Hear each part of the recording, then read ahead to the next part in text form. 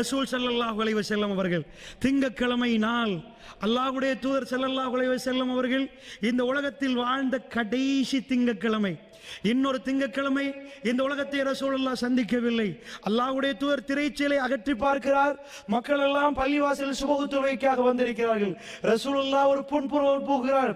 ஏனென்று சொன்னால் தான் வருகிற நேரத்தில், இந்த உலகத்துக்கு நபியாக அனுப்பப்படுகிற நேரத்தில் தொழுபவர்கள் யார் என்று தேடக்கூடிய அளவுக்கு இருந்த நேரத்தில் அல்லாஹ்வுடைய தூதர் அவருடைய பெரும் புரட்சி மிக்க பிரச்சாரத்தில் அல்லாஹ் வைத்த பரக்கத்தின் காரணமாக ஏராளமானவர்கள் அந்த அதிகாலை பொழுதில் அவர்கள் தூங்காமல் அல்லாஹ்வுடைய அந்த ஆலயத்துக்கு வந்து ஜிக்ரோடு இருக்கிறார்கள்.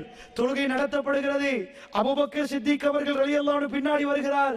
ரசூலுல்லாஹ் கையால் சைக்கினை பண்ணி, இல்லை எனக்கு தொழுகைக்கு வருகிற அளவுக்கு சக்தி இல்லை என்று சிரித்து விட்டு கையால் சைக்கினை பண்ணி விட்டு வந்தார்கள்.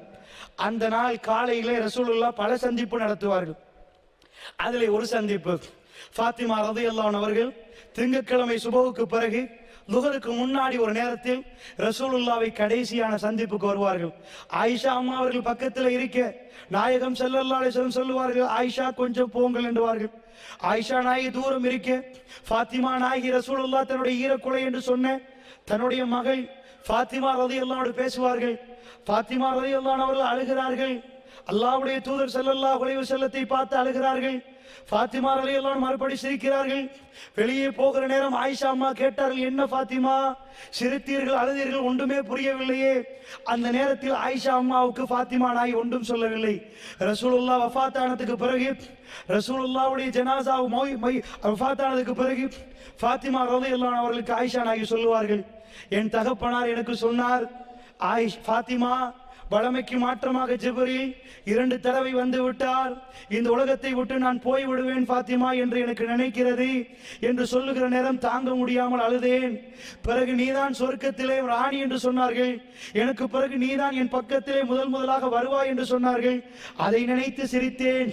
அல்லாஹ்வுடைய தூதர் ஒரு வார்த்தை சொன்னார், ஃபாத்திமா கவலைப்படாதே, இன்றைக்கு பிறகு உன்னுடைய தகப்பனுக்கு எந்த வருத்தமும் இல்லை ஃபாத்திமா. அல்லாஹ்வுடைய தூதர் கடுமையாக வருத்தமைப்பட்டார். இன்னலில் மௌத்தி சக்கராத், மௌத்துக்கு ஒரு சக்கராத் உண்டு, மௌத்துக்கு ஒரு வேதனை உண்டு. ஃபாத்திமா நாயகி பார்க்கிறார், என்னுடைய தகப்பனார் இப்படி பாடுபடுகிறார், வேதனைப்படுகிறார், இவ்வளவெல்லாம் வேதனைப்படுகிறாரே. அல்லாஹ்வுடைய தூதர் சொன்னார், ஃபாத்திமா இதற்கு பிறகு உன்னுடைய தகப்பனாருக்கு எந்த வருத்தமும் இல்லை. சில ரிவாயத்தில் இந்த நாளைக்கு பிறகு உன்னுடைய தகப்பனாருக்கு எந்த வருத்தமும் இல்லை. அல்லாஹ்வுடைய தூதர் எதை சொல்ல வந்தார்கள்? இன்றையோடு நான் இந்த உலகத்தை விட்டு போக போகிறேன், ரஹ்மான் என்னை கண்ணியப்படுத்துவான். அல்லாஹ்வுடைய நல்லடியார்களே, லுஹருக்கு நெருங்க பார்க்கிறது. நாயகம் ஸல்லல்லாஹு அலைஹி வஸல்லம் அந்த நாள் லுஹரில் இந்த உலகத்தில் இருக்கவில்லை. அந்த சுபஹுக்கு பிறகு ரசூலுல்லாஹ்வுக்கு ஒரு தொழுகை இல்லை. அல்லாஹ்வுடைய தூதரை சந்திக்க வந்தவர்கள் போய்விட்டார்கள். ஆயிஷா அம்மா வீட்டில் இருக்கிறார். ஆயிஷா ரலியல்லாஹு அன்ஹா சொல்கிறாள், என்னுடைய களத்துக்கு கீழ் என் மார்பு பகுதியில் ரசூலுல்லாஹ்வுடைய தலை கணக்க பார்க்கிறது. என் சகோதரன் அப்துல் ரஹ்மான் வருகிறார். ரசூலுல்லாஹ்வுடைய விரல் மேலே நோக்கி இருந்தது, கூரையை நோக்கி, வானத்தை நோக்கி அப்படி இருந்தது. அல்லாஹ்வுடைய தூதர் வாயை கொப்பளித்து விட்டார்கள். அந்த மிஸ்வாக் குச்சியினால் கொப்பளித்துக் கொண்டிருக்கிற நேரம் விரல் இப்படியே இருந்தது. நான் ரசூலுல்லாவை பார்த்தேன். ரசூலுல்லாஹ் என்னுடைய மார்பிலே அப்படி தலை சாத்திருந்தார்கள். என் களத்துக்கு கீழே தான் ரசூலுல்லாஹ் இருந்தார்கள். வர வர பாரமாகி கொண்டிருந்தது.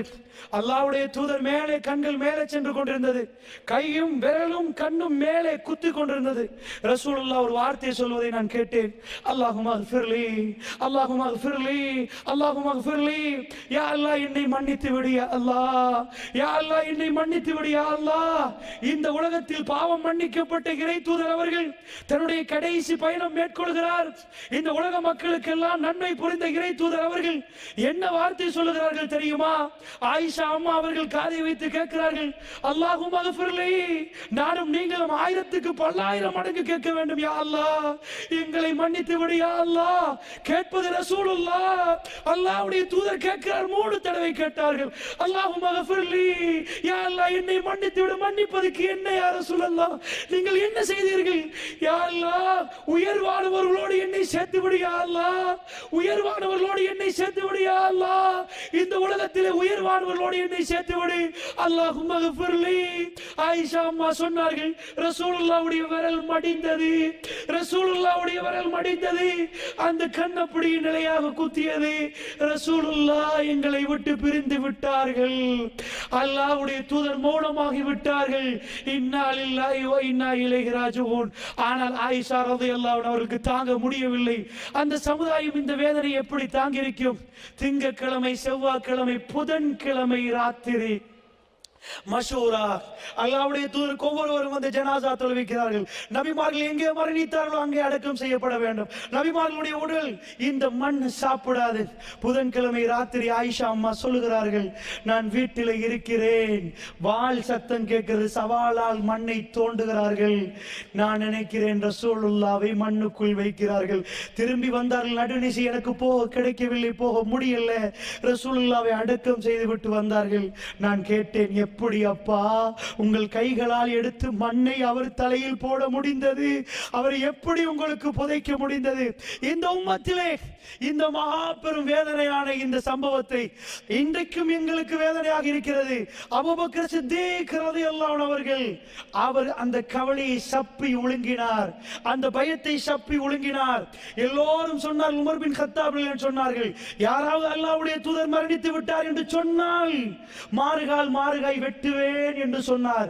மிம்பரிலே ஏறின அபூபக்கர் அவர்கள் சொன்னார்கள், இன்ன முஹம்மதன் கதுமாத், முஹம்மது ஸல்லல்லாஹு அலைஹி வஸல்லம் அவர்கள் மரணித்து விட்டார்கள். மன்கானே அபது முஹம்மதன் இன்ன முஹம்மதன் கதுமாத், யார் முஹம்மதை வணங்குகிறீர்களோ அந்த முஹம்மது ஸல்லல்லாஹு அலைஹி வஸல்லம் மௌத்தாகி விட்டார். மன்கானே அபதுல்லாஹ், யார் அல்லாஹ்வை வணங்குகிறார்களோ ஹுவ ஹய்யுல் லா யமூத், அவன் என்றென்றும் நிலைத்து வாழுவான், நிலைத்து நிற்பான், அவனுக்கு மரணம் இல்லை. உமர் பின் கத்தாப் சொன்னார், ஒரு ஆயத்தை அபூபக்கர் ஓதி காட்டினார், ஒரு ஆயத்தை அபூபக்கர் ஓதி காட்டினார். என்ன ஆயத்து தெரியுமா? அவ் குத்தில, நபியே நீங்கள் மௌத்தாகினால் அல்லது உங்களை அவர்கள் கொண்டால் இவர்கள் எல்லாம் வந்த வழியில் பார்த்து திரும்பி போய்விடுவார்களா என்ற ஆயத்தை ஓதி காட்டினார். அப்படி என்றால் நபி மரணிப்பார். இன்னக்க மையத்துன் இன்னவும் மையத்துன், நபியே நீங்கள் மரணிப்பீர்கள் என்ற அந்த ஆயத்து திருமறை குர்ஆனில் இருக்கிறது. உமர் ரலியல்லாஹு சொல்கிறார், என் கையில் இருந்த வாள் சரசர என்று கீழே விழுந்தது, என் கால் அப்படியே நடுங்கியது. ரசூலுல்லாஹ் பிரிந்து விட்டார்கள் என்று அப்பொழுதுதான் நான் நம்பினேன். நான் நினைத்தேன் நாங்கெல்லாம் மௌத்தாகின பிறகுதான் ரசூலுல்லாஹ் மௌத்தாகுவார்கள். அந்த வேதனை திருமறை குர்ஆன் அடக்கிறது. இந்த வேதனை நானும் நீங்களும் அந்த இடத்தில் இருந்தால், இந்த உலகத்தில் எதை இழந்தாலும் ரசூலுல்லாவை இழந்த வேதனை, அதை விட ஒரு வேதனை உண்டா? அப்படி ஒரு வேதனை சகித்துக் கொள்ளலாமா? அபூபக்கர் அவர்கள் என்ன எழும்பி பேசினார்கள், அல்லாஹ்வுடைய தூதர் மரணித்து விட்டார், போய் முத்தம் கொடுத்தார்கள் ரசூலுல்லாஹ்வுடைய நெத்தியிலே. முத்தம் கொடுத்து விட்டு சொன்னார்கள், திபுத ஹய்ய வ மய்யிதா யா ரசூலல்லாஹ், அல்லாஹ்வுடைய தூதரே வாழுகிற நேரமும் மௌத்தாகிற நேரமும் நீங்கள் மனம் கமழுகிறீர்கள் யா ரசூலல்லாஹ். அல்லாஹ்வுடைய தூதர் மரணித்ததற்கு பிறகு அவர் மிக உறுதியோடு இருந்தார், மிக திடகாத்திரமாக இருந்தார். இந்த உலகத்தில் ஆகப்பெரும் கவலைகளையும் அவர்கள் அந்த மனதிலே போட்டு இறுக பிடித்துக் கொண்டார்கள் என்று சொன்னால், அல்லாஹ்வுடைய நல்லடியார்களே, நான் என்ன சொல்ல வருகிறேன் என்றால், அதை விட வேற ஒரு இழப்பு இந்த சமுதாயத்துக்கு உண்டா? அதை விட வேற இழப்பு இந்த சமுதாயத்துக்கு உண்டா?